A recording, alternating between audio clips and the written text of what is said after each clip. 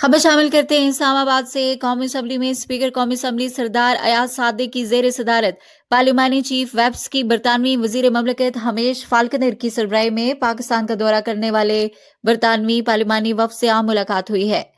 اس ملاقات میں اراکین قومی اسمبلی ڈاکٹر طارق فضل چودھری، ملک عامر ڈوگر، سیدہ شیلا رضا، سید امین الحق، گل اصغر خان اور نور عالم خان نے شرکت کی۔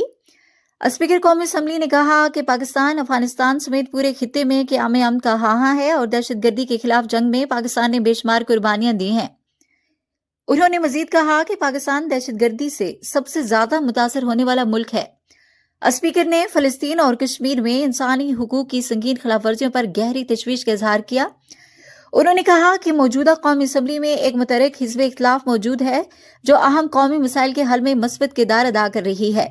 پاکستان نے 2014 میں پائیدار ترقی کے اہداف SDGs کا آغاز کیا تھا اور ویمن پارلیمانی کاکس خواتین کے مسائل کو اجاگر کرنے میں فعال کردار ادا کر رہا ہے۔ اسپیکر نے کہا کہ پاکستان موسمیاتی تبدیلیوں سے سب سے زیادہ متاثر ہونے والے ممالک میں شامل ہے، تاہم عالمی سطح پر پاکستان کا گرین ہاؤس گیسز کے اخراج میں حصہ نہ ہونے کے برابر ہے۔ برطانوی وزیر مملکت ہمیش فالکنر نے پاکستان اور برطانیہ کے مابین موسمیاتی تبدیلی کے چیلنجز سے نمٹنے کے لیے شراکت داری کو انتہائی مفید قرار دیا اور بتایا کہ برطانیہ نے پاکستان کے لیے 108 ملین پاؤنڈ مختص کیے ہیں۔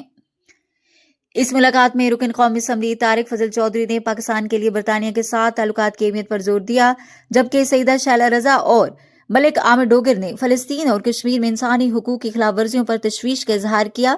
سید امین الحق اور نور عالم خان نے کہا کہ پاکستان دنیا میں پائیدار امن کے قیام کے لیے دہشت گردی کے خلاف جنگ لڑ رہا ہے۔ یہ ملاقات پاکستان اور برطانیہ کے تاریخی تعلقات کو مزید مستحکم کرنے کی جانب ایک اہم قدم ثابت ہوگی۔